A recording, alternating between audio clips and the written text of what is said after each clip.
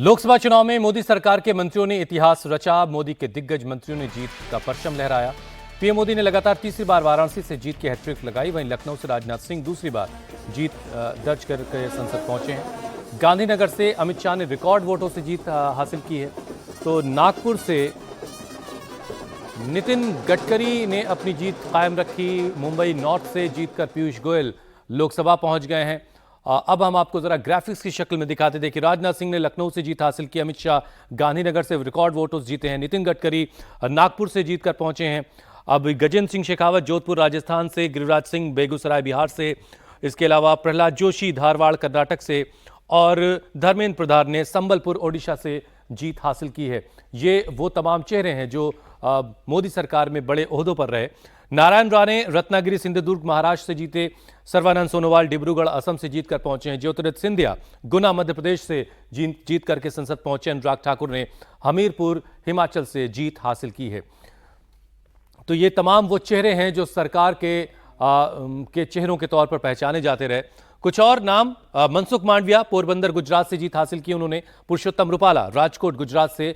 किरण Rijiju Arunachal waste से उन्होंने चुनाव जीता है, जबकि भूपेंद्र यादव ने अलवर राजस्थान से जीत हासिल की है। और ये तमाम उम्मीदवार जो हैं वो जीत करके संसद पहुंचे हैं। एक तरफ जहां मोदी सरकार के दिग्गज मंत्रियों ने जीत हासिल की, वहीं कुछ मंत्री ऐसे भी हैं जिन्हें हार का सामना करना पड़ा। वो कौन कौन से हैं वो भी आपको बताते हैं। जो हारे हैं इस बार, उनमें आरके सिंह आरा बिहार से हार गए। साध्वी निरंजन ज्योति फतेहपुर उत्तर प्रदेश से हार गईं। इसके अलावा अमेठी से स्मृति ईरानी को हार मिली। अर्जुन मुंडा खूंटी झारखंड से हारे। डॉक्टर महेंद्र पांडे चंदौली उत्तर प्रदेश से हार गए, बनारस से बिल्कुल लगी हुई सीट है। और इसके बाद अजय मिश्रा टेनी जो है खीरी, लखीमपुर खीरी वाली जो सीट है वहां से वो हार गए। लेकिन सबसे बड़ा नाम स्मृति ईरानी का है जो अमेठी से चुनाव हार गई KL शर्मा के मुकाबले।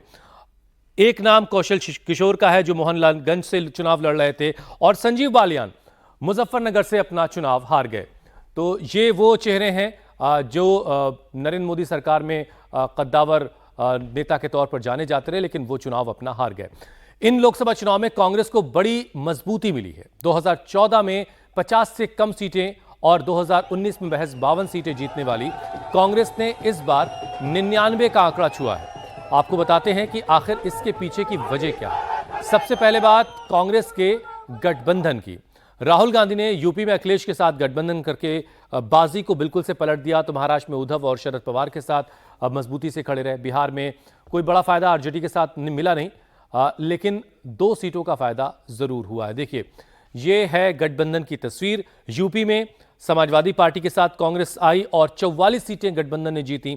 महाराष्ट्र में कांग्रेस प्लस उद्धव ठाकरे वाली शिवसेना और शरद पवार वाली एनसीपी 30 सीटें महाराष्ट्र में जीती गईं। और अब ये ओवरऑल देखिए आप जरा, समाजवादी पार्टी ने कुल 37 सीटें जीती यूपी के अंदर। कांग्रेस के खाते में 6 सीट आई और चंद्रशेखर आजाद ने 1 सीट अपनी नगीना की जीती है। ये भी एक बड़ा चेहरा इस टाइम उभर करके आया। जिस तरीके से बीएसपी जो है वो इस पूरे चुनाव में गायब होती नजर आई।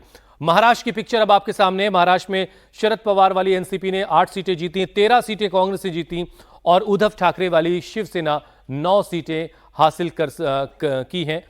और कुछ इस तरह से अब ये देखिए बिहार का आंकड़ा आपके सामने। बिहार में आरजेडी 4 सीटें जीत पाई है, जबकि कांग्रेस ने 3 सीटों पर जीत हासिल की है। बिहार में जो है ये गठबंधन ने ठीक तरीके से काम नहीं किया। पूर्णिया से पप्पू यादव ने जरूर जीत हासिल की है, जो इंडिपेंडेंट आखिर में चुनाव लड़े और उन्होंने वहां से जीत हासिल की है। बिहार से जैसी उम्मीद थी इंडिया अलायंस को, वैसे नतीजे बिहार से नहीं मिले हैं।